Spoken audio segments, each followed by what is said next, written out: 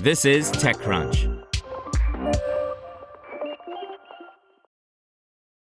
SpaceX has launched its most public and aggressive offensive against regulators to date, with a blog post published Tuesday urging more expeditious launch licensing, lest the country lose its place as the leader in the global space race. Orbital launch is a tightly regulated industry governed chiefly by the Federal Aviation Administration, though to obtain a launch license from the FAA, companies must also show they are in compliance with local and environmental law. Rockets that operate commercial services regularly, like SpaceX's workhorse Falcon 9 rocket, do so under a blanket vehicle operator license.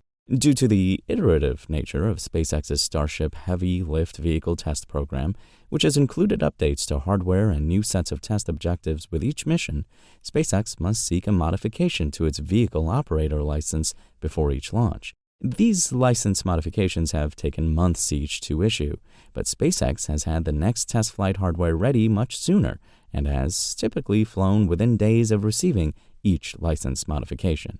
SpaceX is currently awaiting approval for its fifth test flight. The hardware was ready to fly as of the first week of August, but the company recently received a launch license date estimate of late November from the FAA, the blog post says. For the next test, SpaceX is preparing to conduct the most ambitious objective yet in its Starship test program, returning the Super Heavy booster to the launch site and catching it in midair. As the company acknowledges, a booster catch would be singularly novel in the history of rocketry. The only analog would be the routine Falcon 9 booster landings, but those boosters are significantly smaller than Falcon Heavy and require no infrastructure other than a safe landing zone like a pad or a barge. In contrast, the company will try to catch Super Heavy using mechanical arms called chopsticks attached to Starship's massive launch tower. It's understandable that such a unique operation would require additional time to analyze from a licensing perspective, the company says in the blog post. Unfortunately, it continues, instead of focusing resources on critical safety analysis and collaborating on rational safeguards to protect both the public and the environment, the licensing process has been repeatedly derailed by issues ranging from the frivolous to the patently absurd. Though the space company has already made its arguments before regulators through official filings, leadership there appears to think a more public airing of grievances is warranted.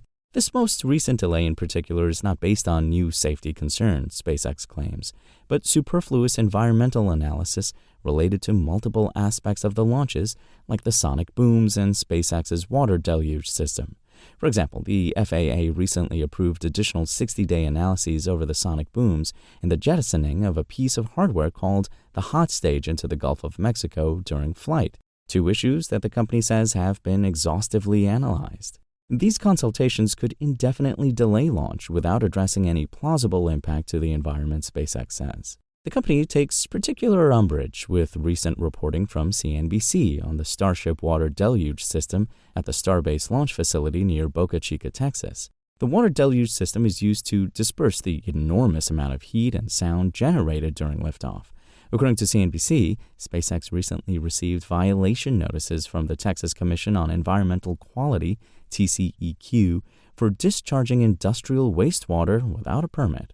Immediately after the story was published in August, SpaceX hit back on X, saying that the system only uses potable water and that continued operation of the water deluge was explicitly allowed by regulators as the company works on its permit with TCEQ.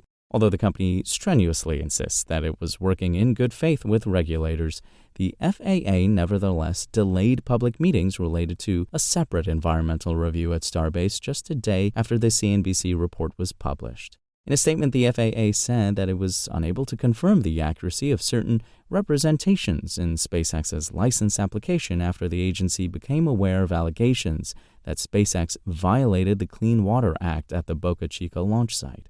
Now, despite the, quote, small but vocal minority of detractors trying to game the regulatory system to obstruct and delay the development of Starship, unquote, SpaceX says it will press on.